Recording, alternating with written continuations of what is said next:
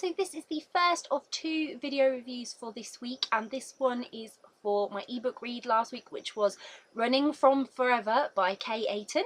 If you want to check out my Goodreads review, I have just posted that. So if you're on Facebook, there is a link below all the other videos, or if you're on YouTube, there is a link in the description below. And this is a video review. So I've read quite a few of Aten's books now, and they are all different, every single one. Every time I read a new book by her, I'm completely surprised to discover that she's excelling in a different genre.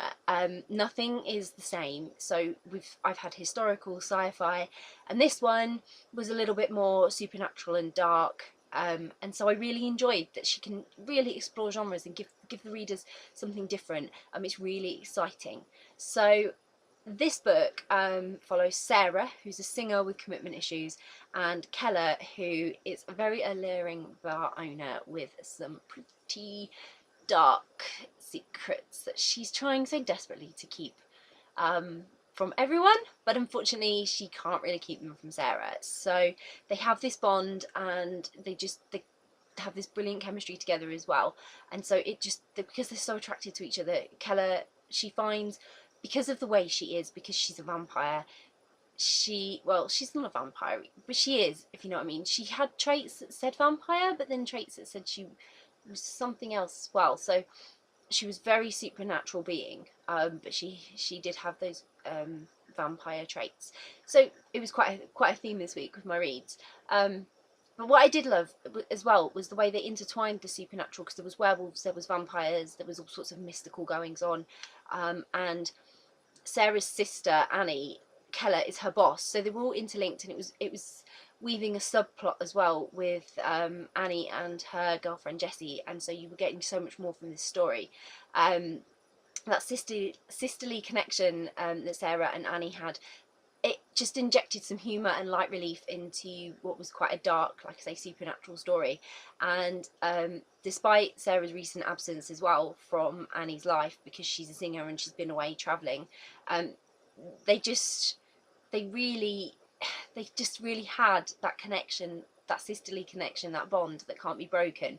And so it's really accepting then of Annie to accept Keller and Sarah when she starts to learn the truth about everything, and it's just really like exciting how they are so cool with it all. Actually, it was just really cool, and I love the supernatural feel. I haven't read a lot of supernatural in the lesfic genre, so I was really excited to be reading it this week. It's pretty much been the theme of my week, like I said, so it was interesting to see that dynamic difference as well between different books. But it was really, even though there was lots of complications that had to be explored, it was really good to see how this was overcome and tackled within this book, between humans and supernatural beings, and just how much they can live in harmony. You know, the understanding that we'd have to have as humans to, I mean, you imagine you meet someone and they tell you they're a vampire. It's like pretty freaky, right? But no, Sarah was just like, well, she wasn't overly cool with it. There was loads of drama. There was a lot of drama. And, you know, just that falling in love, it's really complicated when you fall in love with someone who isn't the same as you, and therefore there's choices and there's consequences for not only you, but then for your sister.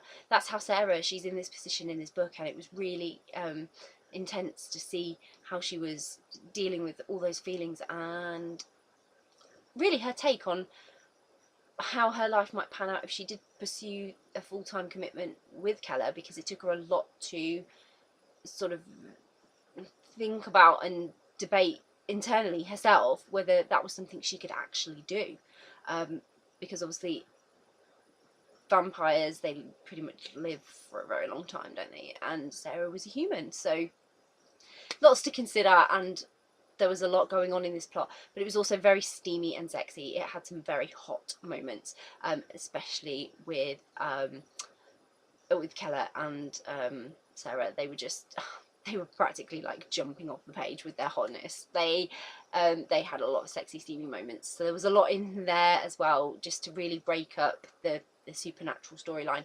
So it was really exciting, drama-filled, action-packed. There was so much going on in there, and it was a well-written and exciting urban fantasy. I loved it. It was really, really good, and therefore I am so glad to hear there is more in this series, and I can't wait to read more, because I need to know what is going to happen now with Sarah and Keller and their future, because this is all so exciting and I just can't wait.